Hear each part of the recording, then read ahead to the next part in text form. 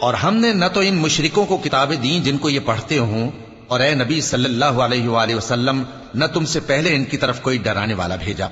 اور جو لوگ ان سے پہلے تھے انہوں نے تکذیب کی تھی، اور جو کچھ ہم نے ان کو دیا تھا یہ اس کے 10ویں حصے کو بھی نہیں پہنچے۔ پھر انہوں نے میرے پیغمبروں کو جھٹلایا، سو میرا عذاب کیسا ہوا۔ کہہ دو کہ میں تمہیں صرف ایک بات کی نصیحت کرتا ہوں کہ تم اللہ کے لیے دو دو اور اکیلے اکیلے کھڑے ہو جاؤ، پھر غور کرو تمہارے رفیق یعنی اس نبی صلی اللہ علیہ وآلہ وسلم کو کسی طرح کا جنون نہیں،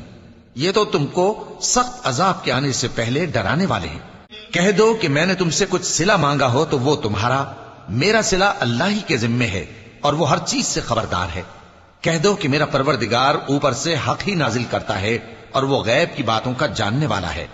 کہہ دو کہ حق آ چکا اور باطل نہ تو پہلے کچھ کر سکتا ہے اور نہ دوبارہ کچھ کرے گا۔